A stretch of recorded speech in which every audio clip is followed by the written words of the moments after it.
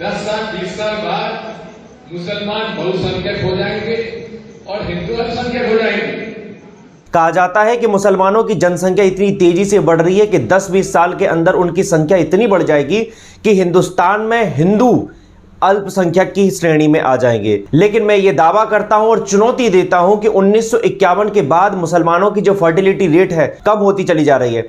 यह दावा प्रदेश के पूर्व मुख्यमंत्री दिग्विजय सिंह ने किया। दिग्विजय सिंह ने चुनौती देते हुए कहा कि भारतीय जनता पार्टी आरएसएस ये दावा करती है और ये ऐसा झूठ फैलाती है पूरे समाज में कि हिंदुओं की जनसंख्या कम होती चली जा रही है। वही मुसलमान तो 4-4 बीवी करते हैं, 10-10 बच्चे पैदा करते हैं और 10-20 सालों के अंदर मुसलमानों की जनसंख्या इतनी बढ़ जाएगी कि हिंदुस्तान में हिंदू ही अल्पसंख्यक की श्रेणी में आ जाएंगे।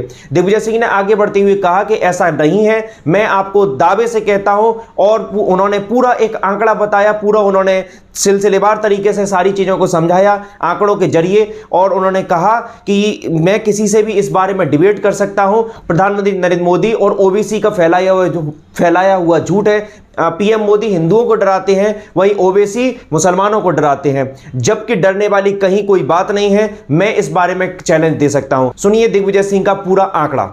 आज एक रिपोर्ट आई है जिसमें कि सेंसस रिपोर्ट के आधार पर किसी ने स्टडी किया है। 1951 से लेकर आज तक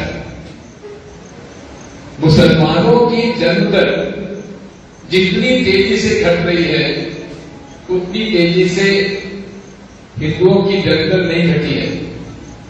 लेकिन आज भी मुसलमानों की जन्म दर करीब 2.5 है, 2.7 है और हिंदुओं की 2.3 है। यानी कि परिवार में 2.3 परिवार आ जाता है, उनका 2.7 है। लेकिन जिस प्रकार से जनसंख्या की दर घट रही है, 2028 तक हिंदुओं की और मुसलमानों की दर बराबर हो जाएगी 2028 तक। और उस समय पूरे देश में जनसंख्या स्थिर हो जाएगी। जो भी होगा 2028 तक बढ़ोतरी, उसके बाद बढ़ोतरी नहीं हो सकती। बात यही है, आज खतरा बताकर हिंदुओं को गुमराह किया जाता है और दूसरी तरफ एक ओवैसी साहब है, वो मुसलमानों को खतरा दिखाकर वो उधर से वोट कमाना चाहते हैं।